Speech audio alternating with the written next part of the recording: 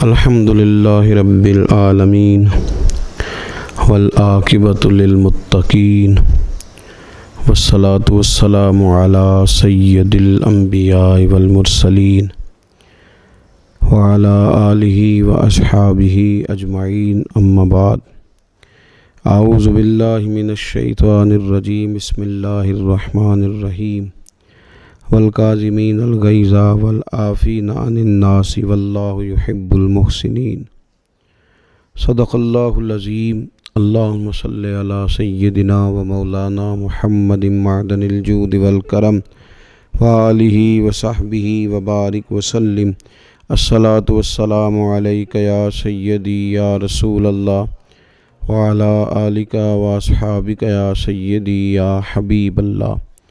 حمد و صلات کے بعد اللہ تعالیٰ نے انسان کے اندر مختلف قسم کی خوبیاں اور مختلف قسم کی صلاحیتیں اور مختلف قسم کے جذبات رکھے۔ انسان طاقتور اتنا ہے کہ بڑے بڑے شیر، بڑے بڑے ہاتھی، بڑے بڑے اونٹ، گھوڑے، بڑے بڑے دریا اپنے کنٹرول میں کر لیتا ہے، اور کمزور اتنا زیادہ ہے کہ بعض اوقات ایک چھوٹی سی مکھی بھی اس کے ہاتھ نہیں آ پاتی۔ یہ محبت کرنے پہ آئے تو اس کا دل دریا سے بھی زیادہ بڑا ہو جاتا ہے، اور جب نفرت کے جذبات پیدا کر لیتا ہے تو پھر بھی بہت زیادہ خوفناک قسم کے خیالات اور افکار کا مالک بن جاتا ہے۔ انسان کی انہی خوبیوں، انہی کمزوریوں پر اسلام نے ہماری تربیت فرمائی، دین نے ہمیں خوبصورت اسلوب زندگی عطا فرمایا۔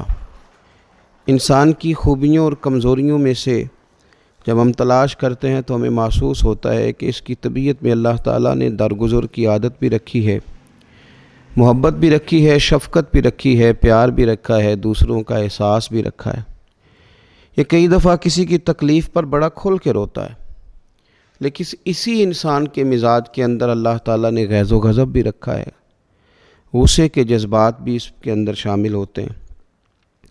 لیکن حکم یہ دیا گیا ہے کہ تمہارا جو غصہ ہے وہ اس وقت ہونا چاہیے جب دین کی حدوں کو توڑا جائے۔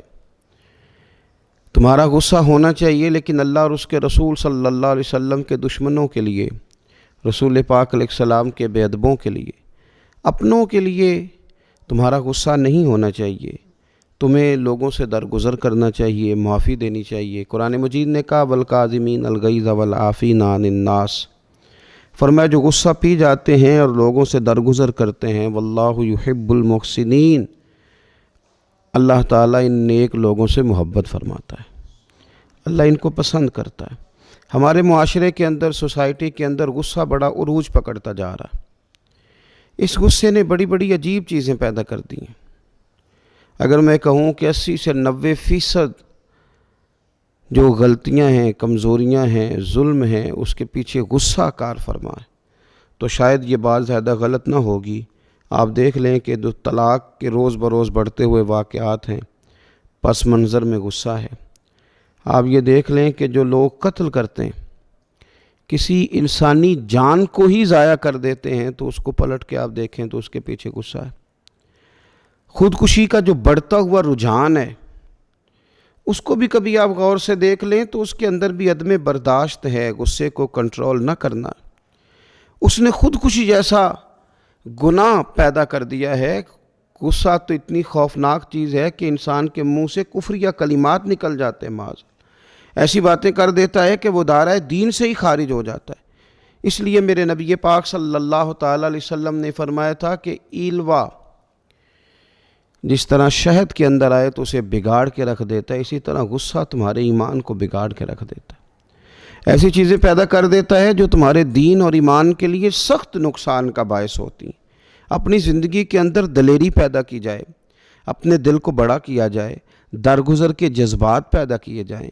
اللہ تبارک و تعالیٰ جو ہمیں اتنا معاف کرتا ہے تو ہم بھی اللہ کے بندوں کو معاف کرنے کا مزاج بنائیں۔ رب تعالیٰ ہمارے گناہوں پر جلدی پکڑ نہیں کرتا، تو اگر ہم بھی ذرا اللہ تبارک و تعالیٰ کے بندوں کے بارے میں اپنے دلوں کے اندر نرمی پیدا کر لیں، اور ہم بھی بہت جلدی غیظ و غضب کا شکار نہ ہوں، تو شاید سوسائٹی کے اندر جو اتنا خوفناک رجحان ہے کہ تھوڑا ٹھیک ہو پائے۔ نبی کریم صلی اللہ تعالیٰ علیہ وآلہ وسلم ایک جگہ سے گزر رہے تھے تو کچھ لوگوں پہ نظر پڑی، ان کی کیفیت روٹین سے ذرا ہٹ کے تھی، منتشر سے وہ لوگ بیٹھے تھے۔ تو فرمایا یہ کون لوگ ہیں؟ عرض کیا یا رسول اللہ صلی اللہ علیہ وسلم یہ پہلوان ہے، اور ایسا پہلوان ہے کہ ہمیشہ ہر مقابلے کے اندر فتح یاب ہوتا ہے، کبھی بھی اسے ناکامی کا سامنا نہیں کرنا پڑا۔ نبی پاک صلی اللہ تعالیٰ علیہ وسلم نے فرمایا میں تمہیں نہ بتاؤں بڑا پہلوان کون ہوتا ہے؟ یا رسول اللہ صلی اللہ علیہ وسلم بتائیے۔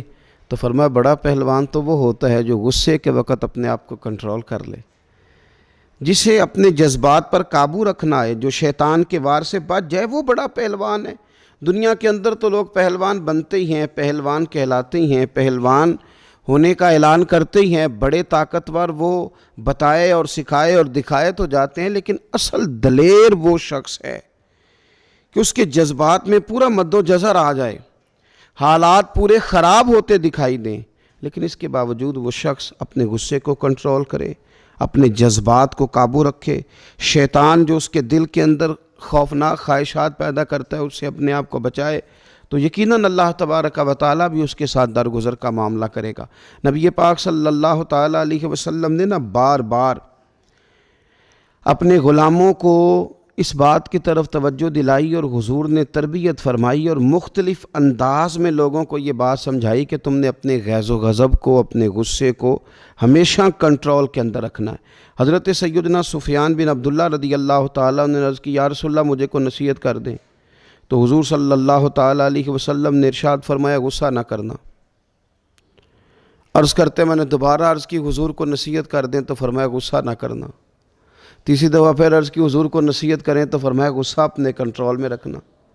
حضرت ابو درداء رضی اللہ تعالیٰ عنہ ارشاد فرماتے ہیں کہ میں نے عرض کیا تھا یا رسول اللہ صلی اللہ علیہ وسلم مجھے کوئی ایسا عمل بتا دیں میں وہ کروں تو جنت میں داخل ہو جاؤں، تو حضور نے فرمایا غصہ نہ کر، اپنے جذبات کو کنٹرول میں رکھ، رب تجھے جنت عطا کر دے گا۔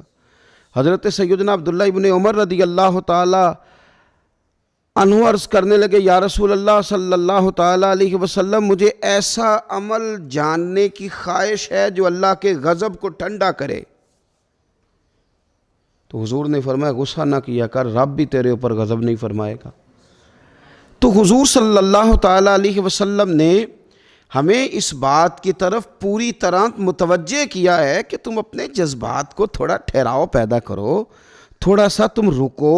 ہر موقع ایسا نہیں ہے کہ جس کے اندر تم یہ چاہو کہ میں نے جو میں نے غصہ کیا ہے تو میں وہ کر کے ہی دکھاؤں گا۔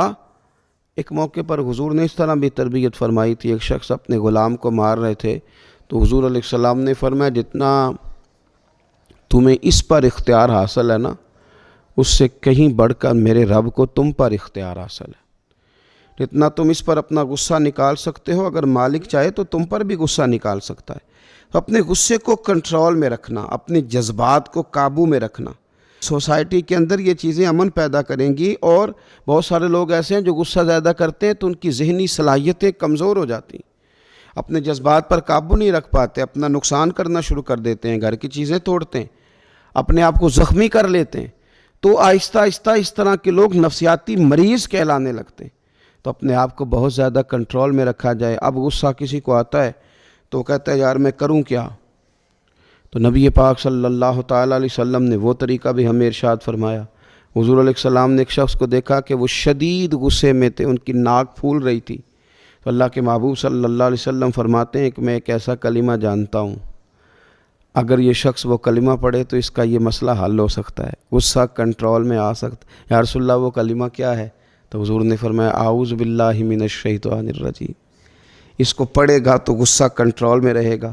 غصہ شیطان کی طرف سے ہوتا ہے، تو جب یہ اعوذ باللہ پڑھے گا تو شیطان اس سے دور ہوگا تو غصہ بھی دور ہو جائے گا۔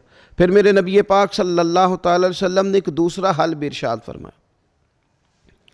فرمایا جب تمہیں غصہ آ جائے تو خاموش ہو جاؤ۔ جب غصہ تمہیں آئے تو تم خاموشی اختیار کرو۔ مسند امام احمد بن حنبل میں حدیث موجود ہے، اس لیے کہ جب آپ خاموش ہو جاتے ہیں تو بہت ساری ایسی باتیں جو غصہ آپ سے کہلوانا چاہتا ہے وہ رک جاتی ہیں، بہت سے ایسے کام جو غصہ آپ سے کرانا چاہتا ہے وہ رک جاتے ہیں، اور کئی دفعہ غصے میں آپ وہ کچھ کہہ دیتے ہیں اور ایسے لوگوں سے کہہ دیتے ہیں کہ لفظ بھی واپس نہیں آتے، اور ان بڑوں کی، ان معزز لوگوں کی، ان خوبصورت لوگوں کی جن کا ادب ہمارے ذمے تھا، ان لوگوں کی ہم کچھ ایسی بے ادبیاں کر بیٹھتے ہیں جن کے پھر دل دوبارہ جوڑنے مشکل ہو جاتے ہیں۔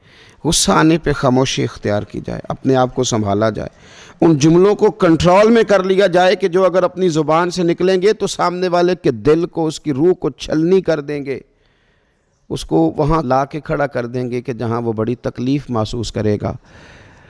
اسی طرح اللہ کے محبوب صلی اللہ تعالیٰ علیہ وسلم نے غصے کے موقع پر وضو کرنے کا بھی حکم ارشاد فرمایا، اس لیے کہ غصہ شیطان کی طرف سے ہے، وہ آگ سے بنا ہے، تو پانی جو ہوتا ہے یہ آگ کو ٹھنڈا کرتا ہے۔ بہت زیادہ شدید غصہ آئے تو آپ وضو کریں، وضو جو ہے وہ کنٹرول کرے گا آپ کے غصے کو، تو کوشش فرمائیں اپنے لب و لہجے کے اندر درگزر کے پہلو کو نمایاں کریں۔ اور امام غزالی رحمۃ اللہ علیہ نے ایک اور بات بھی لکھی ہے، وہ فرماتے ہیں خوف خدا ہو تو غصہ ویسے ہی نہیں آتا، وہ فرماتے ہیں للہیت زیادہ ہو تو غصہ ویسے ہی نہیں آتا، توجہ رب رسول کی طرف بڑی ہو تو پھر بندہ اپنے اوپر ہی ناراض زیادہ ہوتا ہے، لوگوں پر ناراض کم ہوتا ہے۔ ہماری چونکہ توجہ اللہ کی جانب زیادہ ہونے کی بجائے بندوں کی جانب زیادہ ہو گئی، اس لیے غصہ زیادہ آتا ہے۔ اللہ تعالیٰ کے حضور دعا ہے مالک کریم ہمیں صحیح معنوں میں شریعت اسلامیہ کی تعلیمات پر عمل کی توفیق عطا فرمائے۔ آخر دعویٰ الحمدللہ رب العالمین۔